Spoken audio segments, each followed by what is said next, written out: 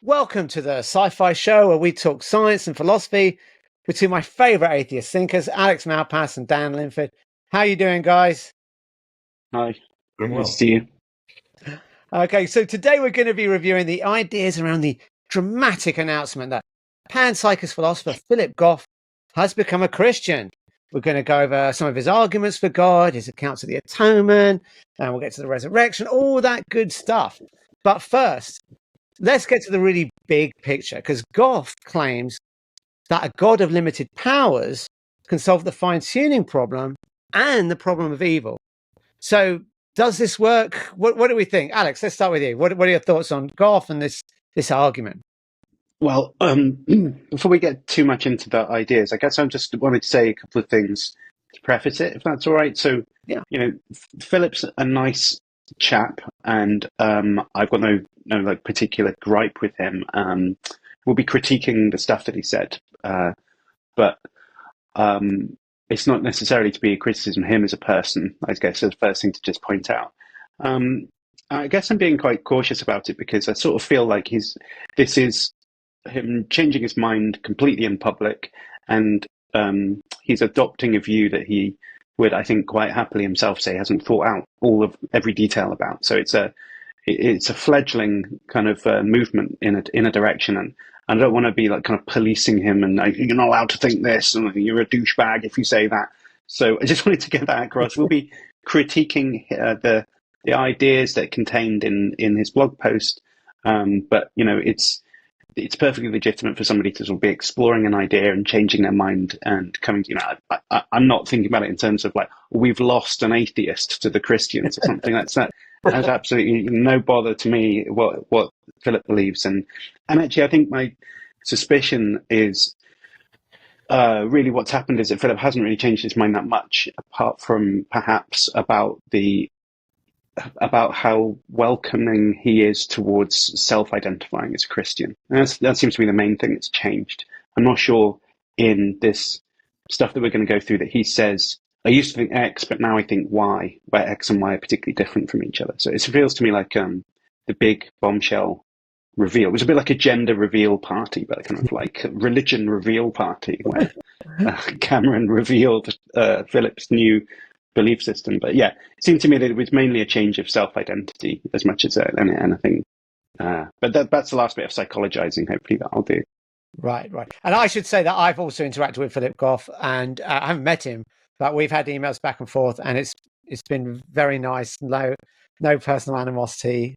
So yeah. But what do you think of this argument that you can solve the problem of evil and the problem of suffering if you assume there is an omni-god-ish apart from a god of limited powers? So he's not omnipotent, basically.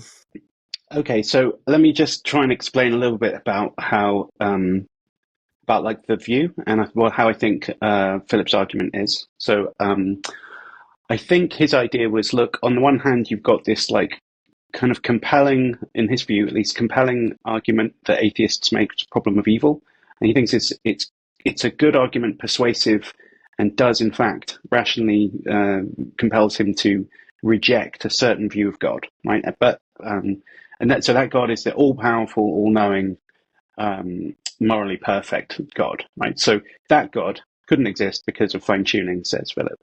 But Because of the problem of evil.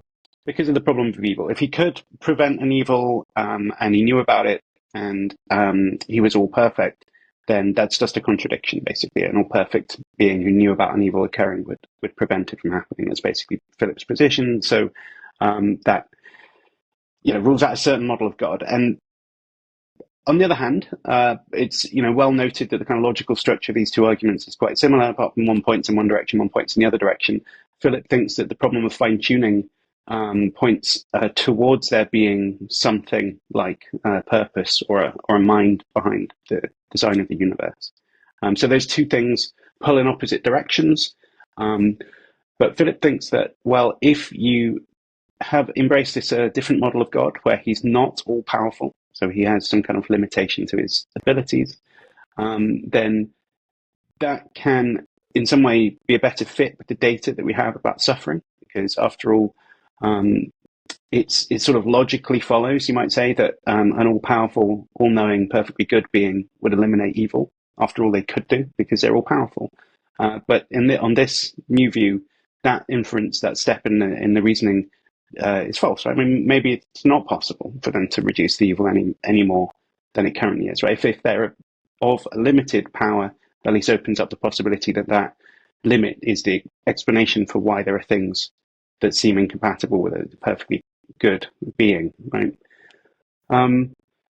So it's a better fit with the data of evil, but presumably he wants to say that the being is all powerful enough that it can tinker with the laws of physics, and so it still plays that role, kind of explanatory role in relation to the data of fine tuning that we get from physics. So he thinks that it's a good match for both of those arguments, at both the one that pulls towards atheism and the one that pulls towards theism. So I think that's a sort of thumbnail sketch of his reasoning there. I think it seems to me, having thought about this for a few days, that the most, well, at least what seems to me like the most promising line of rebuttal against that view is just the thought that, well, I think it introduces some kind of complexity into the theism hypothesis that ultimately will change the balance in both of those arguments, because what you're doing is, in a sense, fine-tuning the theistic hypothesis to then fit with the data. We've got to ask ourselves what the intrinsic probability is of a being who has the limitation on their power in the way that Philip suggests. So, on one way of explaining what the problem might be, you might say, well, if there's a necessary creator of the universe, we might appeal to some idea of simplicity or supremacy or something, so that there's maybe some reason for thinking intrinsic probability that a being like that would just be completely all perfect, including all powerful. It's just like a reason that that's more likely than just any old value. But it becomes quite difficult when you want to settle on some value to say, well, actually, he hasn't got all power. He's got like this much, some chunk out of the sort of range of possible powers that he might have. He only occupies this much, but not the rest of it. Like, well, how come? Like, what explains this sort of seemingly contingent looking boundary that prevents God from doing certain not logically contradictory things, you might say? Where did that come from? And Philip doesn't provide any kind of reasoning or mechanism or anything that might be a plausible looking limiting factor on what God's power would be. It's not, like I said at the beginning, it's a fledgling view. It's not like he hasn't thought of something, so therefore he's wrong or anything like that. But it does seem to me that absent that type of additional part of the argument, all we're left with is this kind of like, well, maybe God has exactly the right amount of power to be able to construct the laws of physics in any way that they want to, but not enough to prevent, the Holocaust from taking place. And that just seems like quite a fortunate hypothesis where it's turned out to be true, because he could have had, seemingly, if we don't have any reason to think where the limit is as opposed to any other place, he could have had any value. The limit could have been anywhere. And I don't know how we're going to quantify that range or something, but, if it's there are infinitely many possible limits that he has, and the argument only works if you have some kind of subset of them, then, maybe we have to start looking at how we do probabilities if we have an infinite number of possibilities. But it does seem like it's going to introduce complexity and difficulties anyway. And you might think that those, I don't know, I haven't really thought this through enough. Is it completely crushing objection? When the worst case scenario, does that mean Philip's God is so fine tuned that the probabilities balance out? I haven't really thought it deeply through enough to say that, but it does seem to me that it's this kind of weak point in the reasoning. And maybe, Dan, you've had some similar thought and could probably explain it better than me anyway. So, yeah, Dan, what do you think? Yeah, well, first of all, just like both of you, I don't have any problem with Goff personally. In fact, I think his views about consciousness are really intuitively appealing. I don't know that they're right, but I think that there is a lot of intuitive appeal in what he does have to say about consciousness. And I also think that one thing I'm really excited to see is the introduction of another conception of God and of Christianity into philosophy of religion. Too often philosophy of religion is sort of framed in terms of very specific forms of like conservative Protestantism or Roman Catholicism, Goff's view is really different from what people are usually talking about, at least within philosophy of religion, and that I think is really exciting. So, here we're talking about whether a Christian God of limited power can solve fine tuning. So I think Alex said something really important that I want to expand upon. It's something I've mentioned before. I think there are two different senses of the phrase fine tuning. So first of all, we can say that the universe is fine-tuned for life when, had the universe been only very slightly different, life wouldn't have been possible. Understood that way, fine-tuning is a feature of the universe. But second, we might think that a theory is fine-tuned. We might say a theory is fine-tuned when, in order for the theory to predict the data, we need to very delicately tune the parameters that appear within the theory. Now, when I made this distinction before in our show, some people in the comments have sort of misunderstood what I was talking about. I'm not saying that we, for example, only happen to have a theory that says the universe is fine-tuned, but we shouldn't trust what that theory says, right? So I'm not saying, when I say that fine-tuning is a feature of a theory, I'm not saying that there are theories that say the universe is fine-tuned.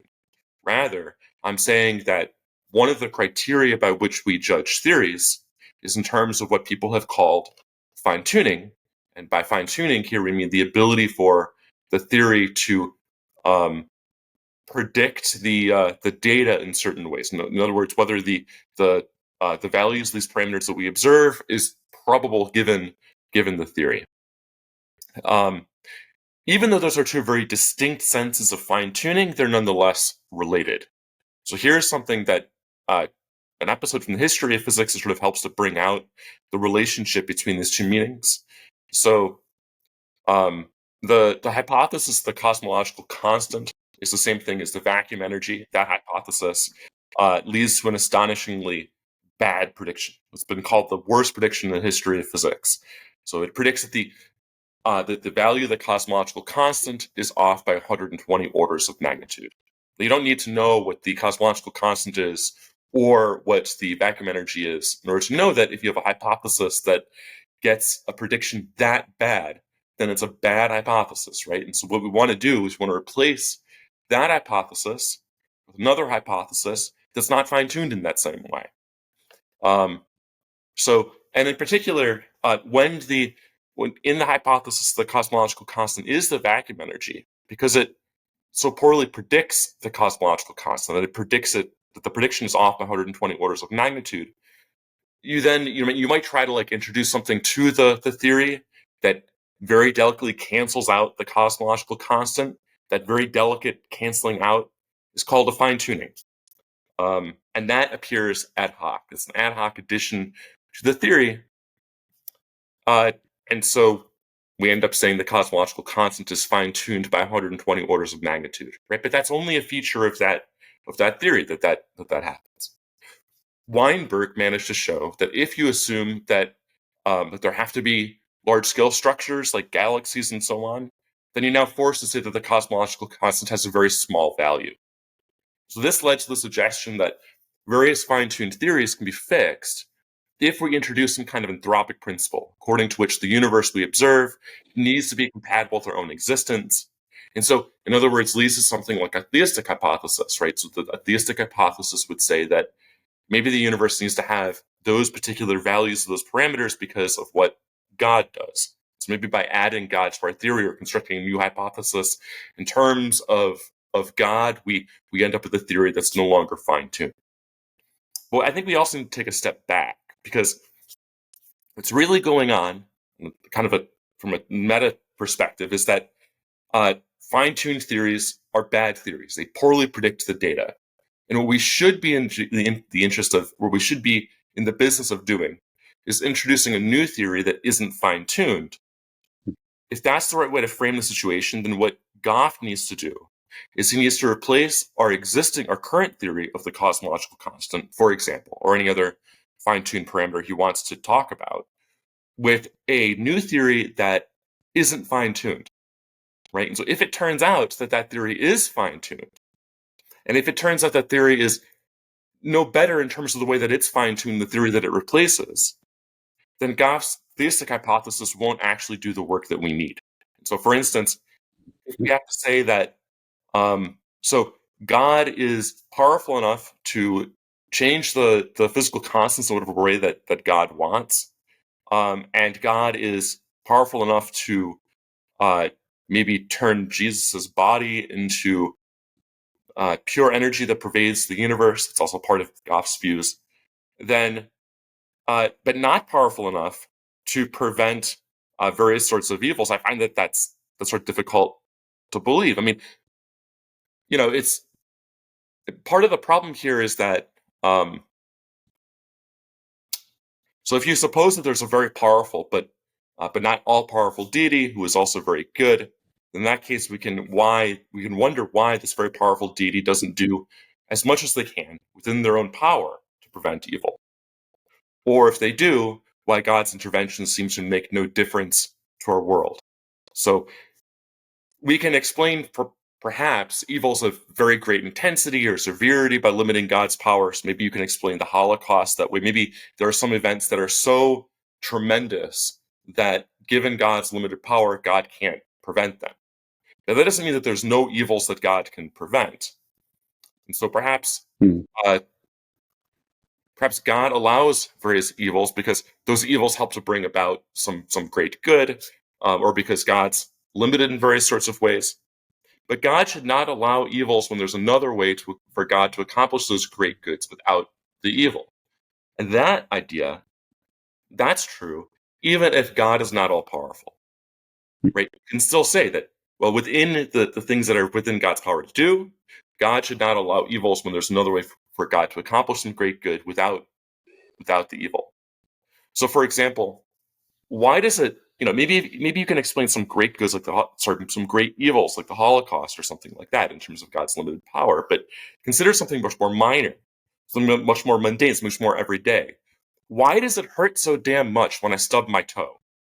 That's not an evil that rises to the level of the Holocaust, of course, but why should we think that whatever good is accomplished by the pain of stubbing one's toe, that good cannot be accomplished in a way that would involve less severe pain? I don't see why that would be so difficult for God to do, especially given that we're talking about a God that, for instance, can intervene in some really grand ways into the laws of nature. Can I throw up a couple of examples actually that I was thinking of? Obviously, I've done some work on the problem of animal suffering and published a few papers on that, and made a couple of videos on it. You can go on the playlist, on animal playlist, and you'll see some of my material on that. But here's maybe a few challenges for Philip Goff to think about. One is why couldn't God have made us vegetarians? It would surely make a very small change in our metabolism. And if we did that, now at the moment, it looks like there is a mass extinction event happening. It's called the Anthropocene extinction. There's some debate as to whether it really is a mass extinction, but I think it's at least a popular view. Now, if we were vegetarians, that mass extinction literally wouldn't be happening because it's all driven by human consumption of meat. And what a tiny change it would take for God to do that and avoid this enormous mass extinction event. A second example is we give in our paper. We talk about the animals dying in a predator trap. So what a predator trap is animals get stuck in a sticky material, sort of tar or something like that, and then they can't move. They're literally going to starve to death. But it gets worse because other animals then see a stranded animal and they go, aha, easy meal. They go for the kill and they get stranded too. And at the La Brea tar pits in California, there are the remains of 4,000 direwolves that died this way. Now, imagine God just gave them the instinct to avoid predator traps. I mean, they have the instincts to avoid fire, right? So how hard is it really believable that God could change the constants of nature, right, at will, but he couldn't do this minor I mean, we can do genetic engineering ourselves, right?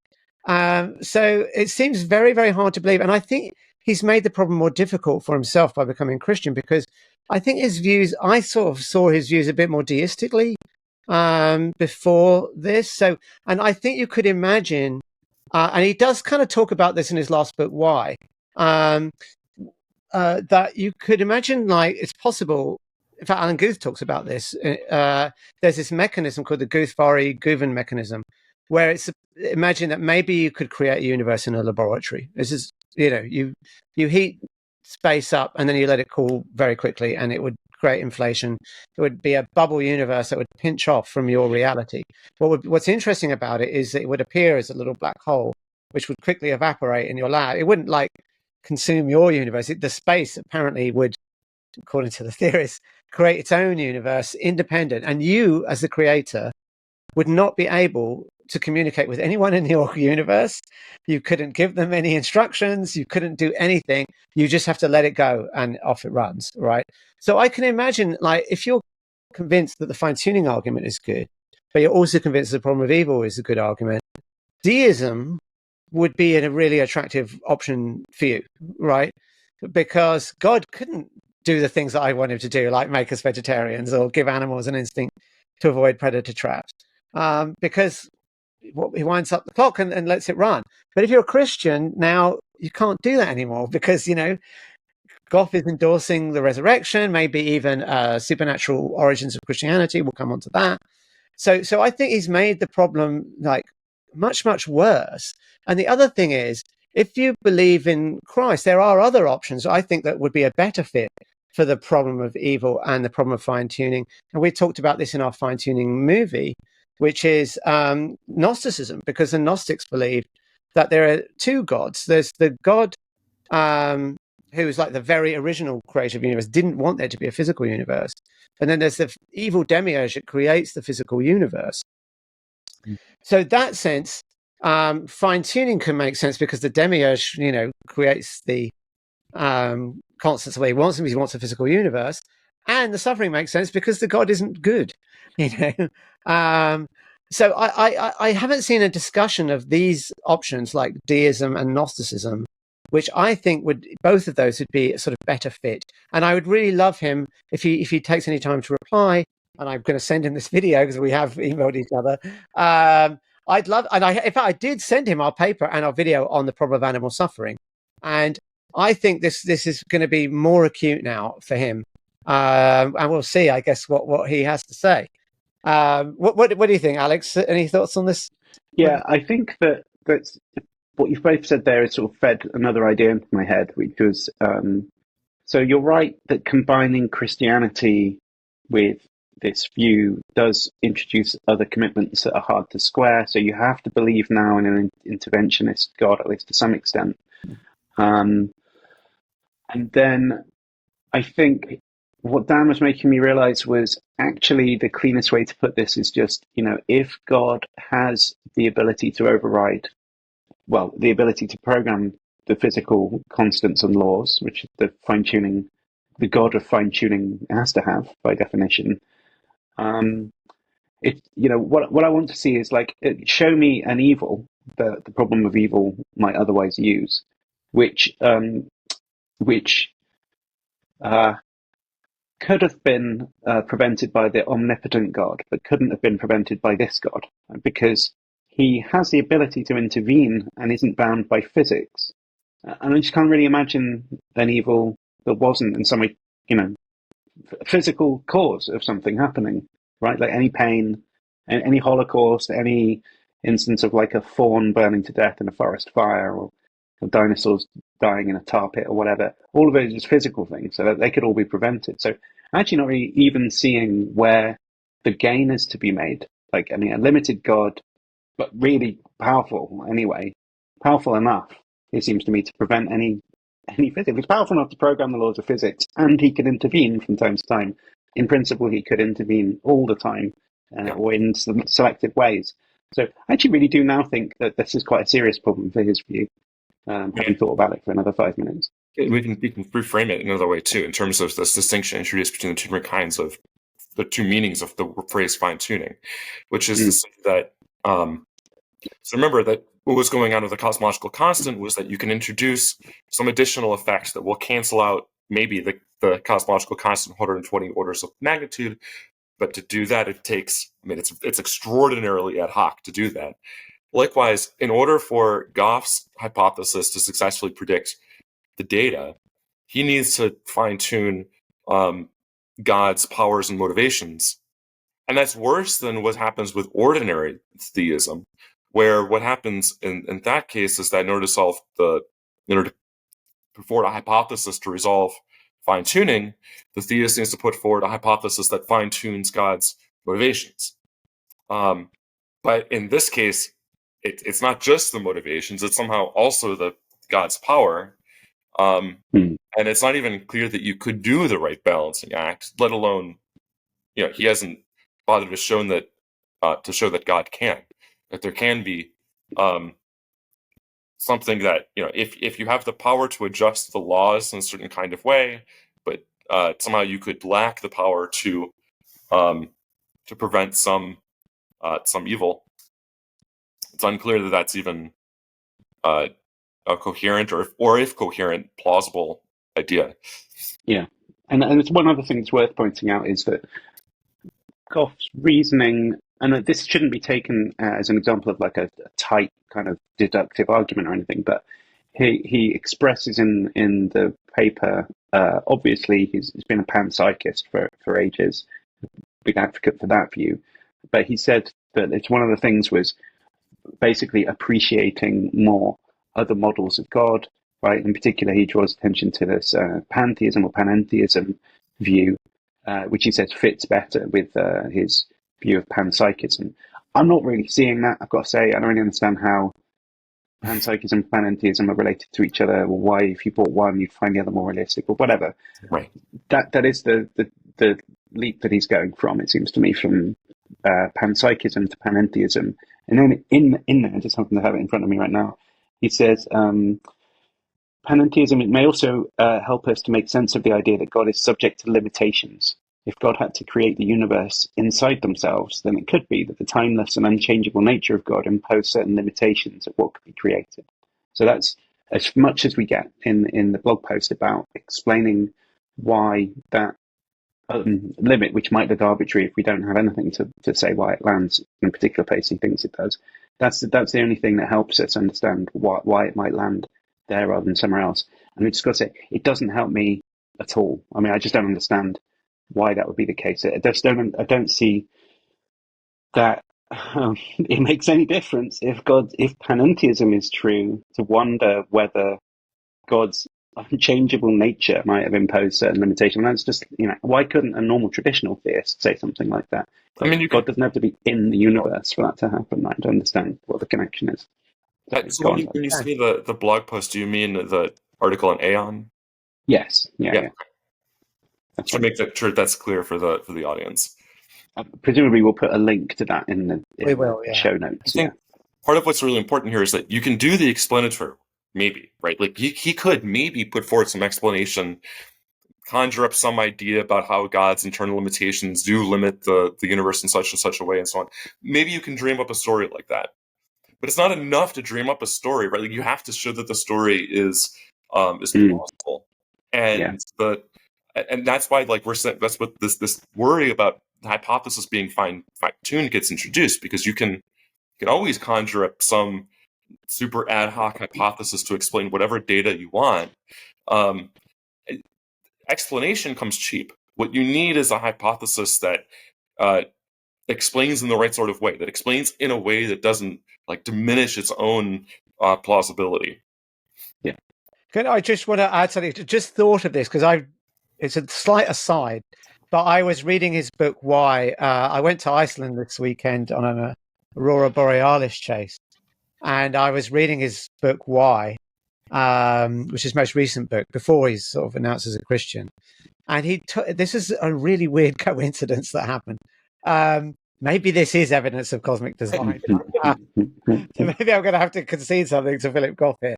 But it was really bizarre. So he talks about Draper's God. He reviews various ideas about God. And one of them is the aesthetic God, that basically doesn't really care about suffering and morality, but he does care about beauty, right? And so he creates the universe because it's beautiful. And he says, in this book, he refers to one of his colleagues who says, the problem with that hypothesis is Luton Airport. Surely you've been to Luton Airport. And a God who is aesthetic would not allow something as ugly as Luton Airport. And here's the coincidence.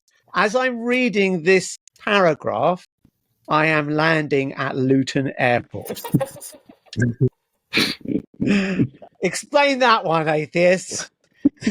And was it aesthetically offensive to your sentiments? Yeah, particularly going through passport control. I'm trying to think. Well, maybe if I'm a brutalist, maybe God's a brutalist, so maybe that could explain it. I would have thought that God's aesthetic sense, whatever it is entirely alien to our own. But right, yeah. There was one thing actually that annoyed me in the book. I mean, there were quite a few things actually. I mean, I have to say it's very well written and it's a good read. I do think people should read it. But one thing that kind of got to me was this notion that you have to sort of choose between a multiverse and God as an explanation of fine tuning, when there are other explanations on the table, and in particular that Goff kind of should know this because he quotes Lee Smolin in this actually calculating, well, how fine-tuned is the universe, and he got it from Smolin's book, which gives a different explanation that's neither anthropic selection nor theism, and it's the idea of Darwinian selection that applies to the universe. And this, well, I think I've mentioned this before, but it's just a real gripe that no one ever that he doesn't mention this. And it's like, okay, here's another alternative. In fact, in the book, he's like, there was this problem of biological design, and it looked like you either had to choose chance, that looked crazy. How could all these biological organisms come about by chance, or God? But it turns out you don't have to pick either, because Darwin solved it with a solution that's neither chance nor design. And I'm like, and there's at least that option available in the case of cosmic fine tuning. And why are you not mentioning it? I just got really frustrated by that. I don't know what your thoughts on his way he argues for fine tuning, but that's something that was a real gripe for me when I read. Wasn't Smillian's idea a version of the multiverse, though? I think it's different because there are other universes, but I wouldn't. I think what people associate with a multiverse explanation is anthropic selection, right? It's the fact that if you have lots of universes, one of them is bound to have life-emitting values. So in this scenario, the life-emitting values of the universe are very rare, whereas in Smolin's scenario, they're very common. So it's not anthropic selection. It is a multiverse in some sense, but it's what we associate, I think, with a multiverse explanation of fine-tuning is the notion of anthropic selection, whereas Smolin is definitely not appealing to that. It's very, very different. It's a Darwinian explanation. So he has a mechanism by which universes reproduce themselves, and then so you do get a multiverse in that sense. But the way in which they reproduce themselves, it ends up selecting for large-scale structures, and so you end up with the supposed fine-tuned values of that these various parameters come to dominate the multiverse, as opposed to being in some narrow corner that we happen to be lucky enough to find ourselves in. Yeah. And Philip Goff's critique of the multiverse is about the inverse gambler's fallacy. If you want to learn more about that, watch our episode with Neil Manson. But that just wouldn't apply to Darwinian selection. It just wouldn't. So if you want to say that's a multiverse, well, maybe it is, maybe it isn't, but it is definitely not susceptible to that criticism. But yeah, right. But I want to move on. Now, he does give another argument called psychophysical harmony, and we will delve into that that requires its own episode. So we're going to skip over that. He's also got a theory of the atonement, which is quite interesting. And Alex, you've written a blog post already. You're quick off the mark. Tell us, what is a theory of the atonement? Why do we need one? And what's wrong with Philip Gofs? What's the theory of atonement? That's the theory in Christian theology that is about the significance of Jesus's death, effectively, and what that did, what that means in relation to sin and the human condition, God's forgiveness, the afterlife, etc. Right? So it's a theory about the significance of Jesus's death. That's what we mean by theories of the atonement. And there's a number of different models, right? Like straightforwardly, I guess maybe the most familiar one to people would be like penal substitution, where the idea is that possibly one way of looking at it is that because of original sin, then what happens is everybody kind of carries around a moral debt, effectively, which is like a guilt in a criminal sense. And what happens is that God's justice demands that debt be repaid, that the guilt kind of succumbs to justice. And what happens what goes on in Jesus' death is that he kind of does the time for us, so that we don't have to pay that punishment anymore. So that's just like one account. There's a whole range of other theories out there. Other theories are available. Philip doesn't like the penal substitution model. He quite adamantly says, I just think that's not right.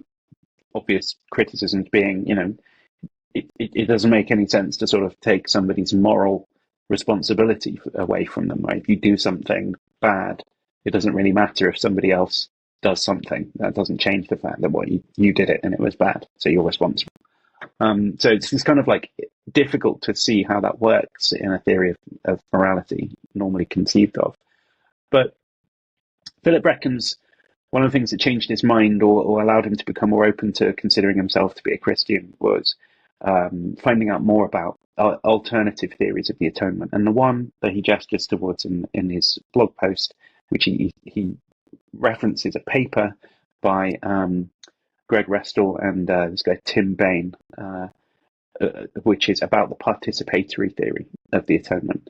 Now, I think what Philip says about the participatory theory of the atonement in this blog post is not really the same as what Restall and Bain say about what they mean by that. So I think what Philip's idea is that there's this kind of radical otherness of God, right? That God is like radically distinct in type from us, and that prevents us from easily entering into a relationship with him. It's difficult to comprehend what he's like or whatever. It's like the trouble, you're trying to become friends with an ant or something. It's like you're just too different to be able to relate to one another. And he thinks that the participatory theory offers an account of Jesus' death, which is that by God making himself human and dying on the cross makes God more relatable. So it's easier to build a relationship with him, kind of understand him or whatever. Now, I don't know if there's a strand of the participatory view according to which that's an accurate representation. It doesn't seem to me that's what Restall and Bain are saying. No, in contrast, what they do is reference a bunch of kind of Pauline research, which argues that Paul's idea is that basically where the significance of Jesus' death was to establish a sort of a ritual or a rite or something, the participation in which can allow believers to enjoy a kind of rebirth, right? And they get born again as a Christian. So, for instance, the Eucharist or baptism, it's not really clear exactly what. Let's just say baptism, because it doesn't really make sense for it to be more than one thing. But let's say the moment that you get baptized as a Christian, what happens is that you are then, in the words of Restall and Bain, anyway, literally turned into a new creature, right? Your old identity comes to an end. They call it a moral identity. Just to set aside my issues about that seems to be stretching a metaphor beyond its natural fit, but whatever. You have this kind of moral identity. So the things that you as a person are responsible for morally comes to an end at that point when you get baptized, and the slate is wiped clean because you're literally a new creature from that point onwards. And that's the restorative significance of the atonement, right? It's an ontological one. You become a new creature by participating. That's why it's called the participatory view, in rites or rituals like baptism. And that's what Jesus's death did. It instigated these rights that basically give you a kind of special power that wasn't available previously to transform yourself into a new agent that doesn't keep on to those things that they were responsible for previously to that. So that's very different, right? That's the participation referred to as me doing the action of baptism. It's not necessarily that Christ the incarnation of Christ kind of like makes God more relatable than he used to be. It's a different idea. They're two completely distinct ideas.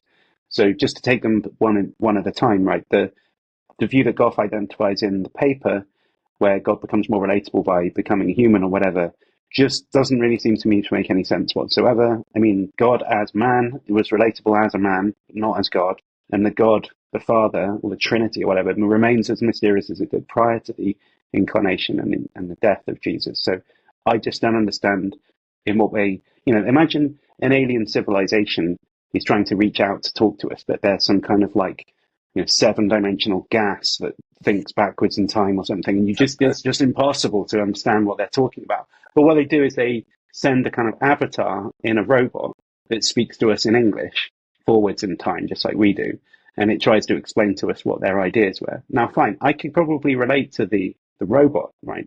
But at the same time, it's never going to go any further than that, because I'm only relating to the robot. And if he tells me, oh yeah, these backwards in time, seven-dimensional gas guys, they really enjoy Family Guy or something, maybe that's like something that I can come to understand what they mean. But maybe that's just the only way he can explain to me some like deep, profound truth about them. The small way that I can relate to it is by this kind of misleading analogy, and I'd never really know. So I think it doesn't solve that gap problem. Like God as God is just as incomprehensible, even if he sends a messenger down that I can relate to. And that's the problem. It doesn't actually do that. So I guess let's park the criticisms of Rescue. I mean, I did, as you said, I wrote a little blog post about it, just writing up my thoughts as I read through their paper. Maybe we'll include that in the show notes, and if anyone wants to read that, they can.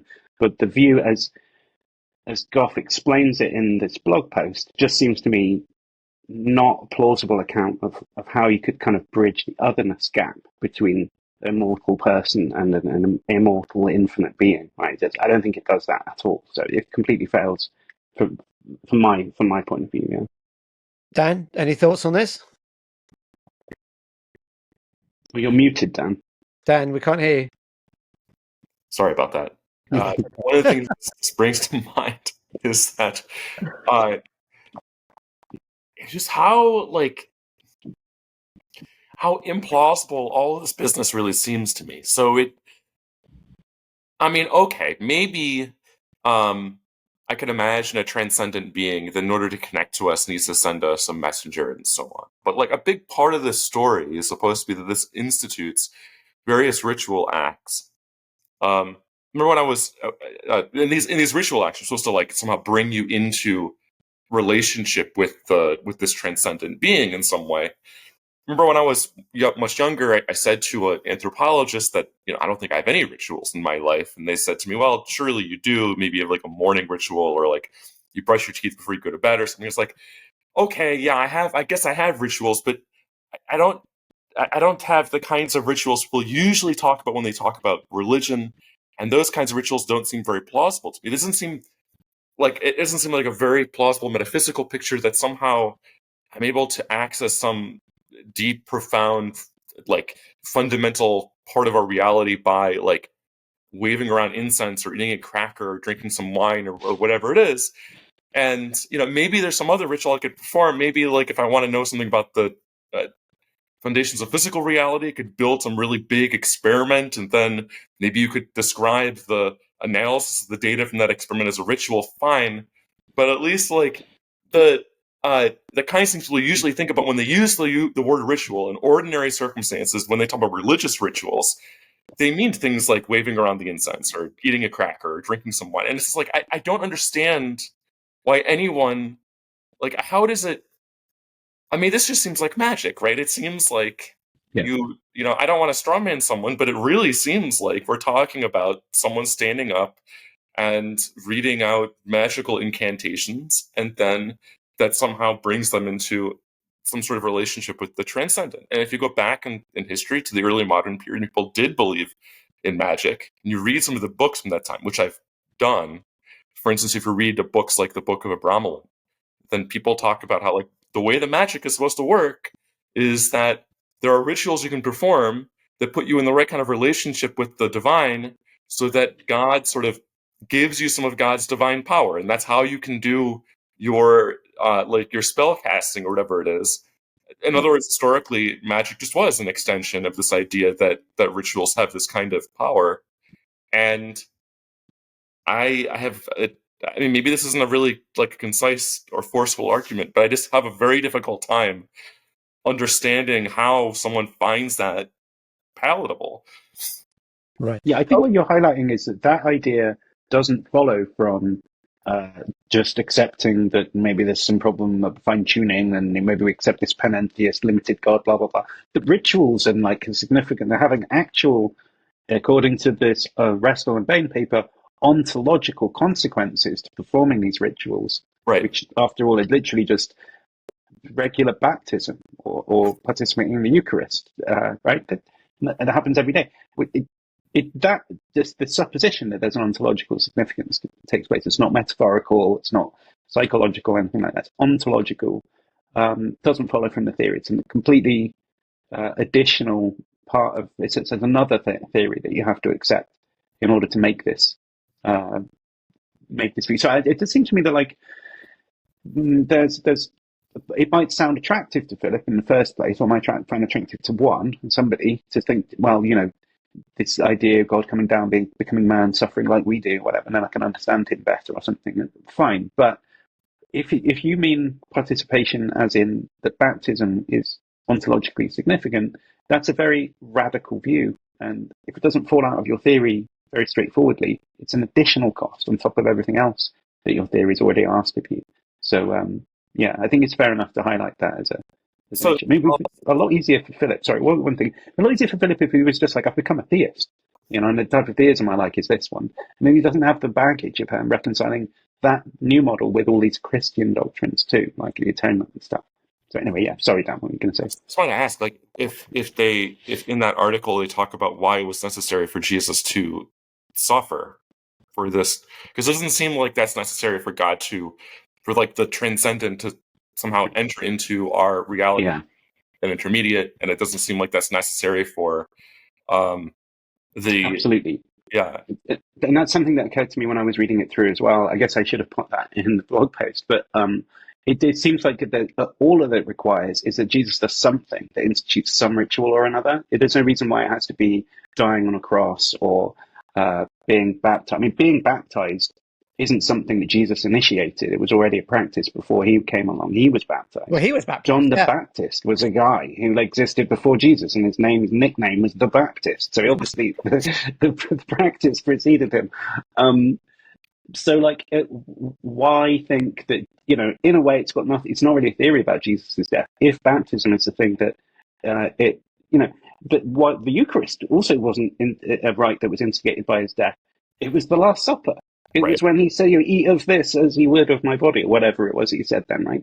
So it doesn't actually seem like it's related to Jesus' death at all. But even still, why not just say, as it actually is, that the rituals instigated by something nice, like having dinner with your friends, and then that's it may as well just be a theory of the last dinner, right, rather than a theory of the atonement. But yeah, you're absolutely right. It has no connection to his suffering at all. Got nothing to do with the cross whatsoever. What people say is that, like, well, so God must like suffer alongside us, and I guess maybe they have in mind something like God, it becomes more sympathetic by suffering alongside us, or I'm not sure exactly what the idea is supposed to be, but we've briefly talked about this before. I think we talked about this when we were discussing, what was that guy's name, the theologian the Methodist, I guess. Was it Frank Turret? Who was it? No, John Lennox. Oh, it's John Lennox. It was John Lennox, yeah. John Lennox. And it just, that sort of idea never seemed plausible to me because, like, I don't care whether God suffers alongside us. Mm. Like, if someone's torturing you in their basement, then they come down and they decide, oh, I'm gonna sit in the other chair. I'm gonna pay someone to torture the both of us. That doesn't make me have a better relationship with that person. If anything, have a worse relationship with that person. And it's so maybe that's an addition someone could make, but I wouldn't.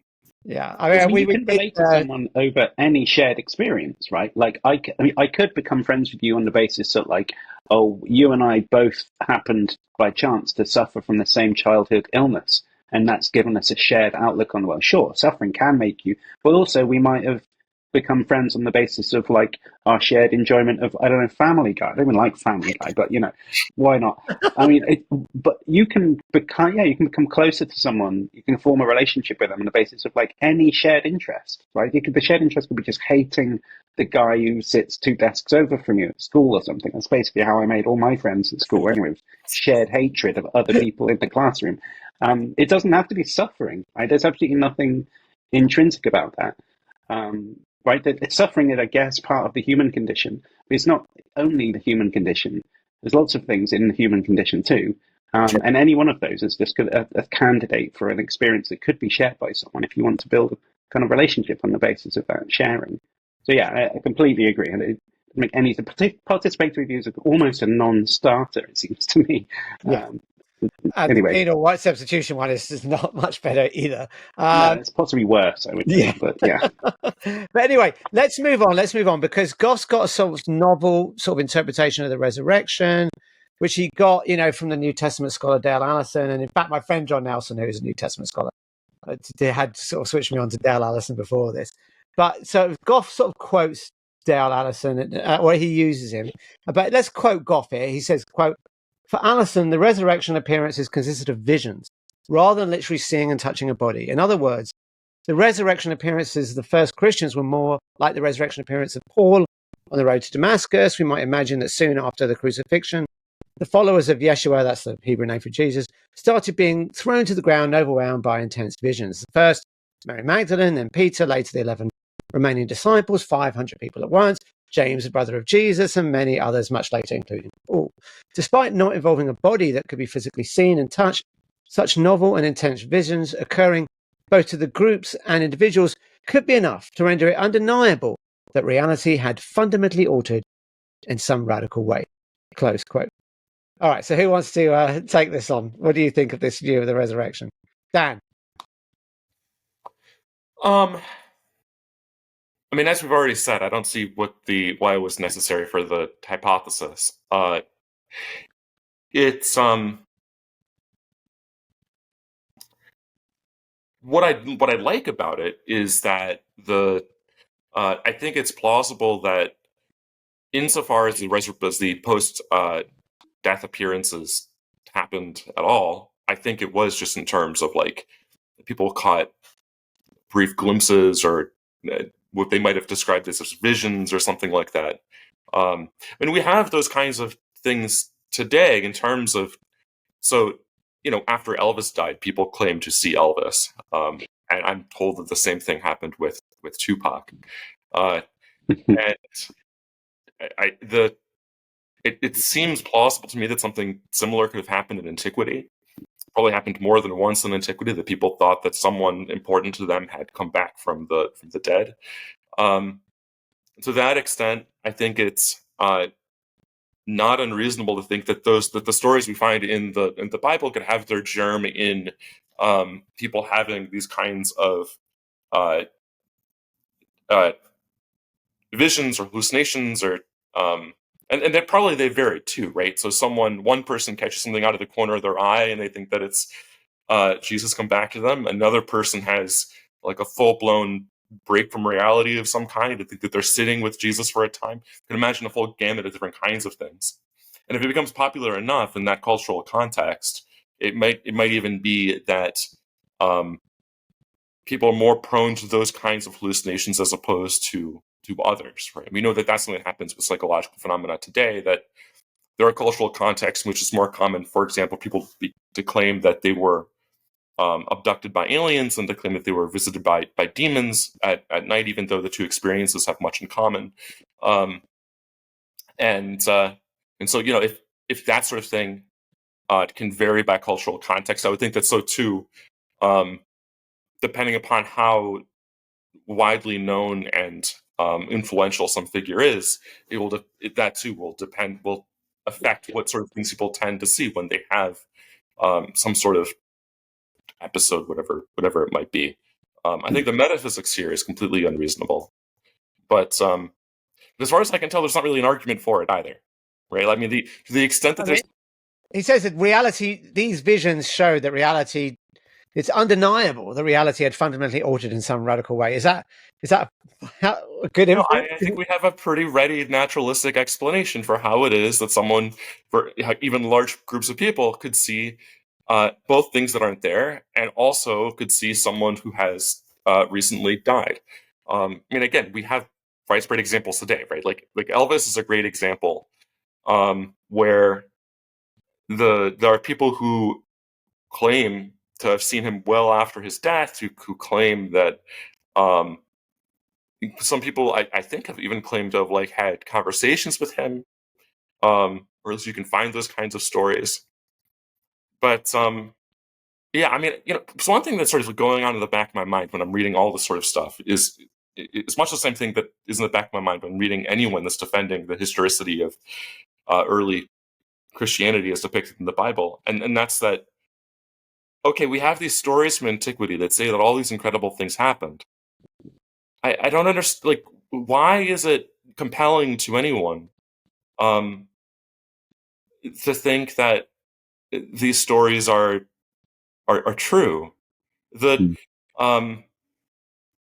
when you read Herodotus and you find Herodotus saying all kinds of incredible, weird things about all sorts of strange animals and so on,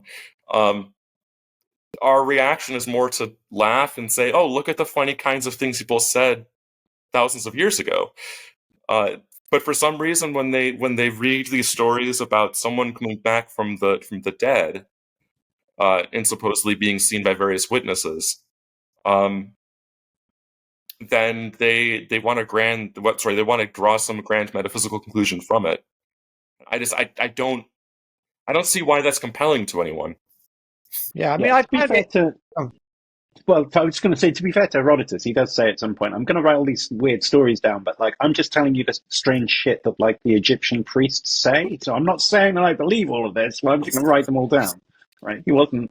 He didn't think people gave birth to snakes to, impend the doom of the next reigning pharaoh or whatever. He just said that that's what people said. Okay, well, but I suppose that all that survived of Herodotus was like some later portion of the... Yes. Yeah. And then we'd be in this position where, well, because you didn't have that earlier part, now you think that he's reporting things he thinks are true. Yeah, that's right. Or suppose you have something from those ancient Egyptians, where they are reporting what they think are true, and what Herodotus disagreed with them with. Yeah, that's right. It just seems like it's like when people. So sometimes people will get really obsessed with a conspiracy theory, right? Like the shooting of JFK or something, and they'll say that that Kennedy's head moved in such a way that it couldn't have been the shot coming from the book depository, right? There must have been a second gunman on the grassy knoll or whatever. And like maybe there was. I don't know exactly what it was. I haven't looked into it in enough detail. I'm never going to be knowledgeable enough to really rule out hypotheses in that situation very conclusively.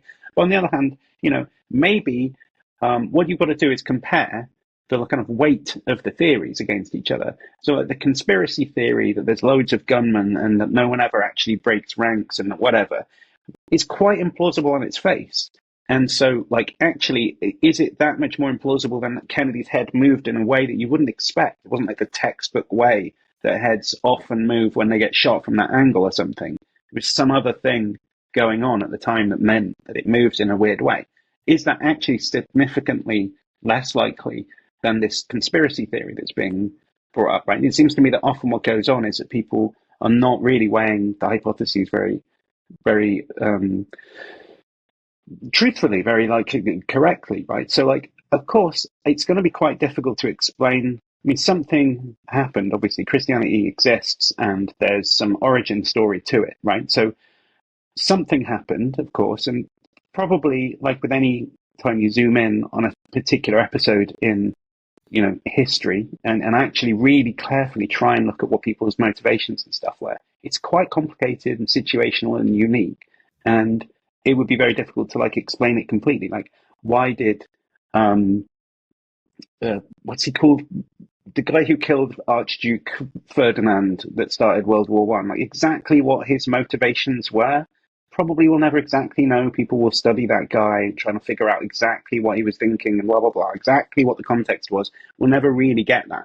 Even for a much closer historical episode, where we're much more confident that the events roughly happened like this, still, the main protagonist's views are probably going to be completely opaque to us. Even the best historians have to sort of say, well, probably this and maybe that kind of thing. And it's like rewinding thousands of years to a period where the accounts that we're given about exactly what happened, just, I don't care what anybody says, are not eyewitness accounts. They were written decades, at least, after the things that happened. You can't sort of zoom in on a specific, well, he says that they poked him and that means that they knew he was physical. Like, none of those details can be relied upon because they're just stories that happened way after. And we're never really going to know. So we're not going to be able to say, here's the theory. I figured it all out with my like cork board with all the lines between the maps and the people's faces and stuff. It's not going to be like, I've got this big theory and you can't prove that it's wrong about what happened to Jesus that started Christianity. But it's just, I'm just like a million times more likely to think, even if it's a weird thing that happened, a coincidence, a series of things that never happened again, that's still probably what happened. Some weird thing like that will always forever be outside the sort of horizon of the historian, but it's just like a freak thing that happened. Two people at the same time thought they had the same vision. Maybe that never normally happens, but it did on this occasion, and it meant that everyone was fervently under the belief that blah, blah, blah, and it just snowballed from there, right? We know shit like that happens all the time. That's it. It's nothing to worry about. I don't care that I don't have a better account than that. It doesn't matter. Just like I'm not losing sleep over whether Lee Harvey Oswald was a lone gunman or if he had some like grassy knoll guy. I don't really care. It doesn't matter to me that much, right? I'm not worrying about that conspiracy theory. And again, I'm not really worrying about this one either. It's just another thing you can become obsessed about, have a pet theory, and just die determined never to give that up if you want to. And I remember that is a segue to the next argument that Goff brings, because okay, yes, okay, he says, let me quote him. He's talking about the origins of Christianity, and this is an argument a lot of Christians use. How can you explain how so many people converted to Christianity so quickly? So let's give a little quote from this article that he's just published. So he says, quote, I agree with traditional Christian apologists that there aren't any very satisfying non-Christian explanations of the historical origins of Christianity. On the other hand, I agree with the view popularized by Carl Sagan that extraordinary events require extraordinary evidence. And I don't think we have extraordinary evidence for the resurrection. It's perfectly rational for an atheist to hold that Christianity was sparked by some kind of rare mass hallucination, preferring that explanation on the basis that, while improbable, mass hallucination is less improbable than a resurrection, close quote. And I just found this really weird, because surely we do have other explanations as to how Christianity can arise. I mean, people just came to a false belief. People come to false beliefs all the time. It could have happened through maybe a false memory. Maybe someone saw Jesus in a dream and then interpreted it as reality. Maybe one or two people had grief hallucinations. I mean, they're quite common. And maybe if even one person had a grief hallucination, imagine their social standing within the group of Christians. You know, they would suddenly be, wow, you saw the risen Jesus. You know, it might be really comforting for them to think, we were right all along. You know, they've invested their lives, they've given up everything to follow the leader. This happens a lot in cults. And what we see in cults is that when, you know, the doomsday event doesn't happen, there's been studies on this. They find many of the cult members, their belief gets stronger, even in the face of contrary evidence. And you can see this right now. Look at the Trump supporters in the face of overwhelming evidence that the 2020 election was not rigged, right? They became more intense believers, you know, or at least as intense. So it seems to me that this claim that we don't have we have to appeal to mass hallucinations just seems very, very wrong to me. We don't know that the sightings were as widespread as reported in those books. To go back to the Trump phenomenon, one of the things I've heard from a lot of Trump supporters, I mean, I don't talk to a lot of Trump supporters, but the ones that I have talked to have told me this. They've said to me, well, look, I don't know anyone that's voted for someone other than Trump. And it's like, well, I mean, first of all, they don't mean now, but so that's not totally true. But but suppose it's true. Suppose that someone doesn't know anyone who voted for someone other than Trump. That doesn't surprise me. What that speaks to is the way in which our society has become segmented, so that you can be sort of closed off from people who didn't vote for Trump. Maybe you live in an area where it's true of that town that everyone voted for Trump. Likewise, when we read in the Bible that 400 people saw Jesus at once. 500. 500, okay. Well, See, that's more convincing now. It's 500 rather than 400. I was thinking only 400. Yeah. Now it's 5. I'm like, whoa, 500. That's loads. why should I believe this number? Like, I've never understood this. Like, okay, so you have, and really you don't have 500 reports. You have a book that there are you have a report that there are 500 reports. But even if you had 500 reports, I mean, unless they're independent reports, right? If they've talked to each other between the thing that they witnessed and the giving of the statement, which obviously, unless there's some reporter or like at least 500 policemen immediately on the scene segmenting it, just don't talk to each other. We need to take real statements from each other, right? Unless that's happening, it doesn't matter how many. There can be a million of them, right? If they've all talked to each other, they're not independent witnesses, so it doesn't matter. It's just one report.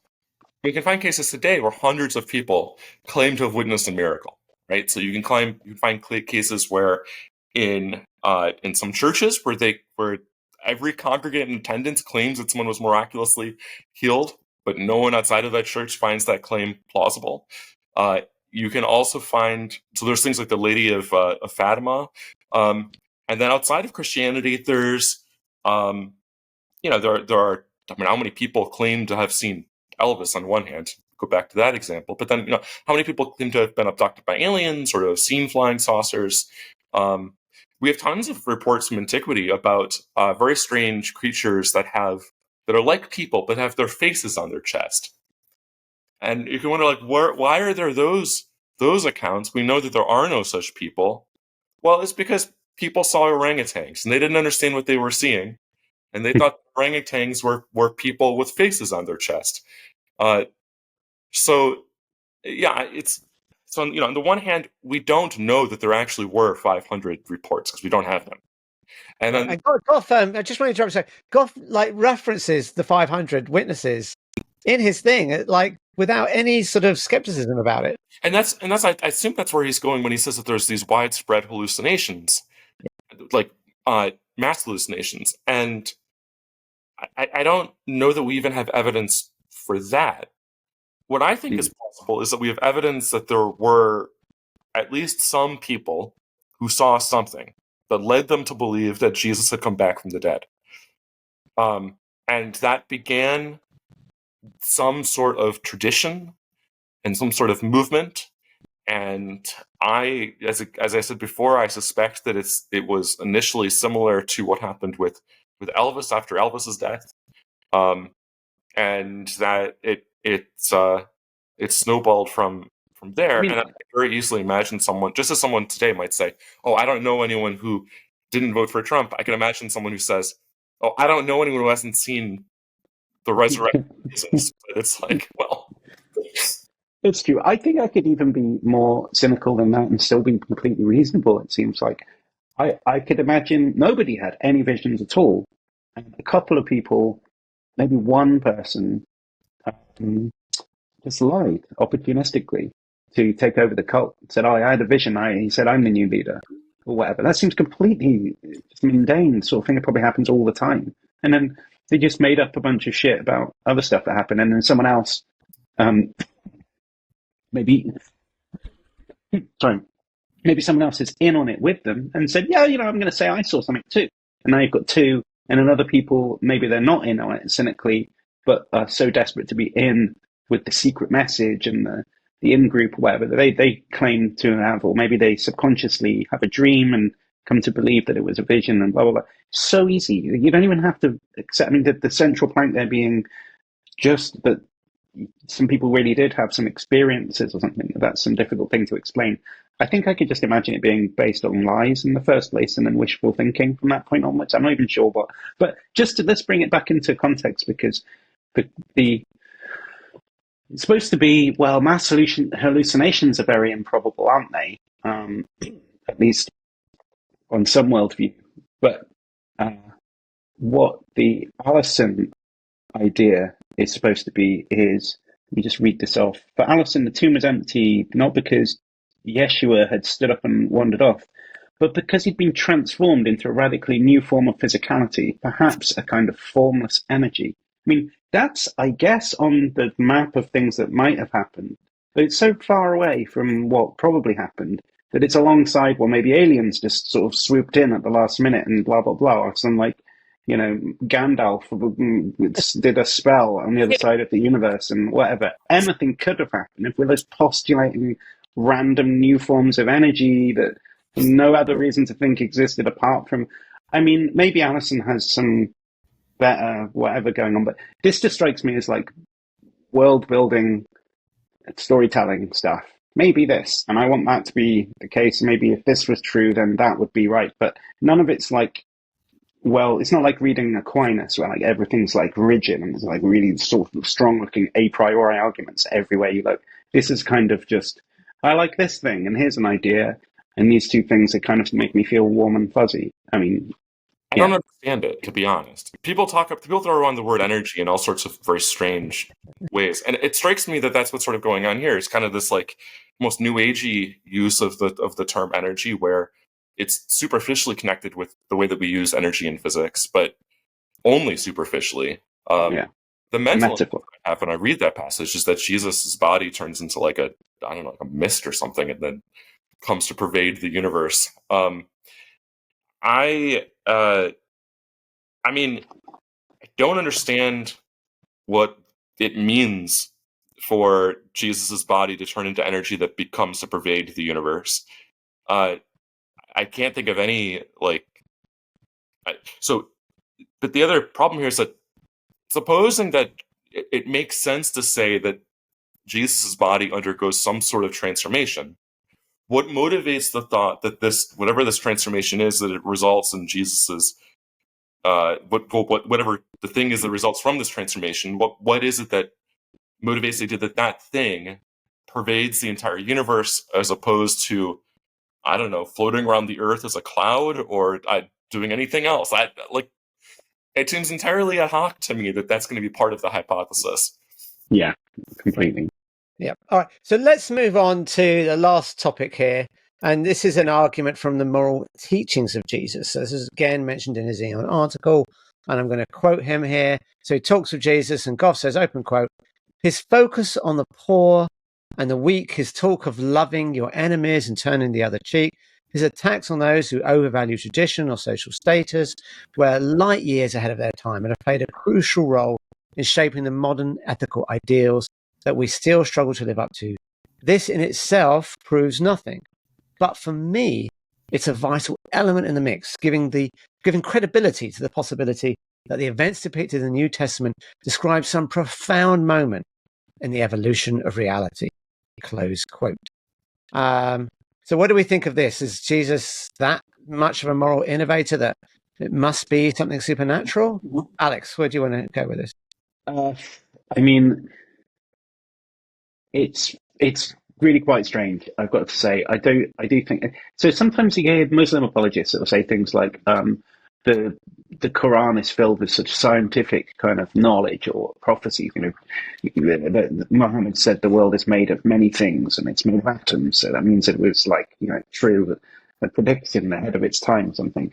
And they're laughable, those sorts of arguments. They're really terrible. But in a way that I'm struggling to see this as different from that, because even if, and I think this is quite dubious, even if Jesus taught an ethic which somehow was light years ahead of its time, I'm not sure that that's true at all, right? Because there's other sides to what Jesus talked about, which is about the end of the world is about to happen. Paul says, don't get married. There's no point, whatever, this type of stuff. It all seems to be a corollary of what Jesus was really talking about too. Whatever. Anyway, let's park some of that. And obviously Jesus doesn't say anything about abortion, right? And so, I mean, do you think that that's just a man-made ethic? Anyway, whatever. Let's just suppose that it was, that he was light years ahead of his time, and we all agree with the ethical teaching that he gave. Obviously, it's difficult to even say this seriously because there's such confirmation bias. Like we live in us three live in the product of European Christian culture. So no shit, Sherlock, that our culture has embodied those moral teachings, right? But you don't get to say that means that the stuff he said thousands of years ago is ahead of its time, because we're still in a culture that has its lineage that goes back to the things that he said. Right? That's not how it works, right?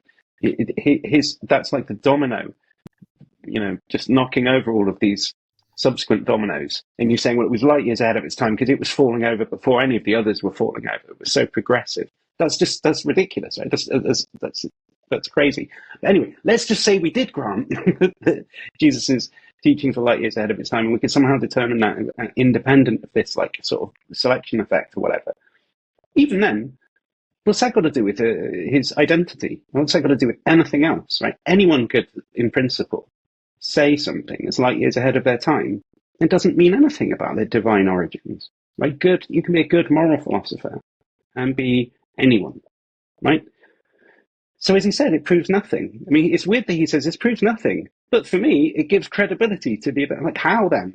It does prove something then, right? Those two things are in contrast. It doesn't like definitively establish that Christianity is true, but how is it even raising your credence? Like, what relationship does it have?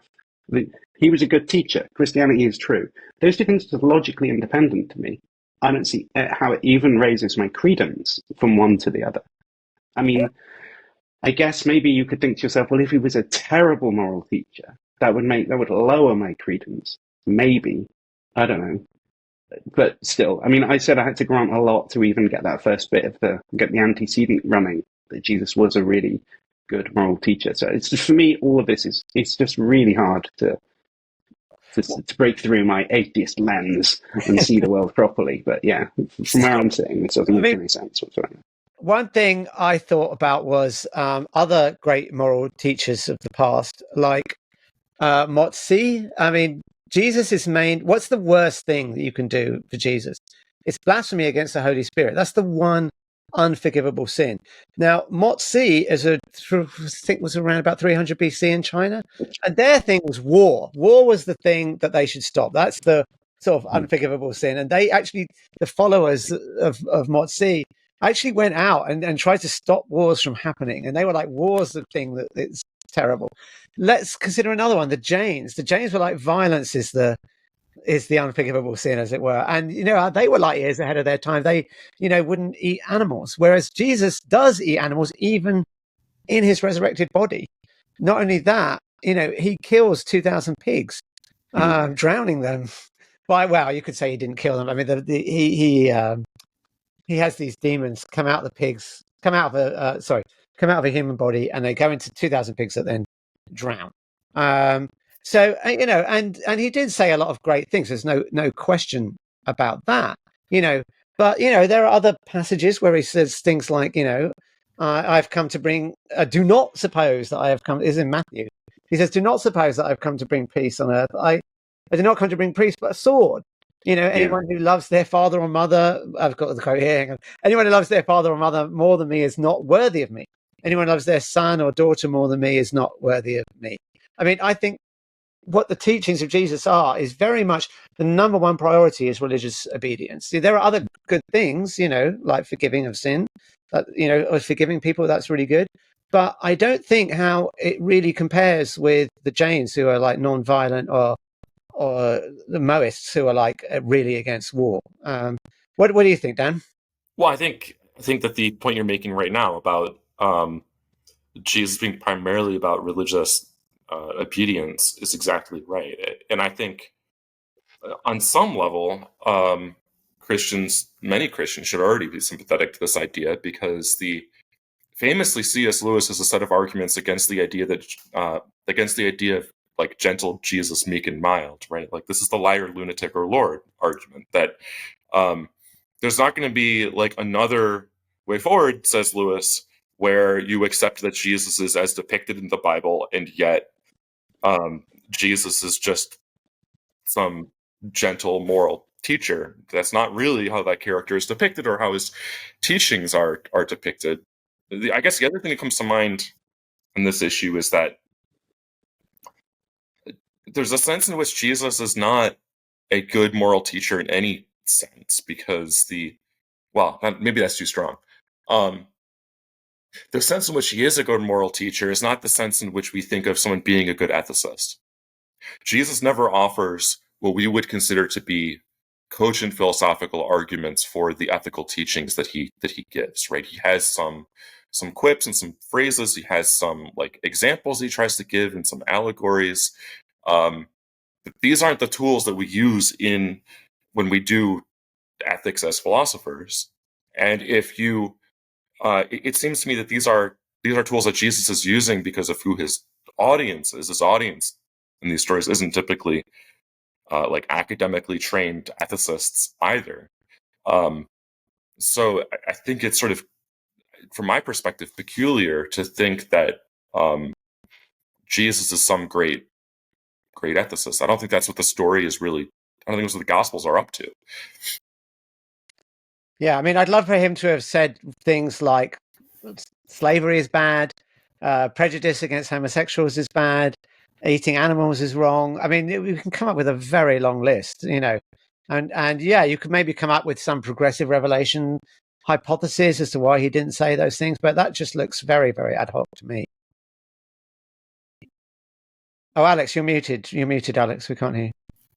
Sorry. I was just going to say, this progressive revelation idea it cuts against the idea that he was a great moral teacher. I mean, if he has to hold things back because we're not ready for them yet, that's just what you say when someone doesn't say, that's what you do to explain the fact that they didn't say the moral teaching in full right at the beginning. He knew that, obviously, but he just didn't want to say it because we weren't ready to hear it yet. This is a get-out clause, right? You can't have both of them. You have to have one. On the one hand, it's progressive revelation, and that consequence of that means he wasn't as good a moral teacher as he could have been at the time. Or he was the best moral teacher, and then you can't have a progressive revelation. It can't be both. Maybe this is where it matters that God is supposed to be limited in power. So an omnipotent God would have been able to give the full smorgasbord of ethics. They would have been able to hold like a normative ethics seminar for all the people in Galilee or whatever. But God just doesn't have that kind of pedagogical ability, and so he's just sort of stuck, right? And so he can't. Even without that pedagogical ability, God could set the laws of nature. Well, look, that's a really good way to wrap it up. Maybe that could be a way to square it all. But I think we should wrap it up. Is there any final thoughts you want to say, or shall we conclude here? Yeah, I think I've said as much as I want to say. All right. Well, I guess. Go on, Dan. I guess just in summary, like I think on the one hand, Dan's frozen. Dan's frozen. Well, that would be. Dan's rage quit already. Yeah, he's already quit. All right. Well, for those of you who've enjoyed this show, please give us a like, subscribe, definitely comment, give us your thoughts. If you have suggestions for other shows, we'd love to hear those. And we will see you next time on the SciPhi Show.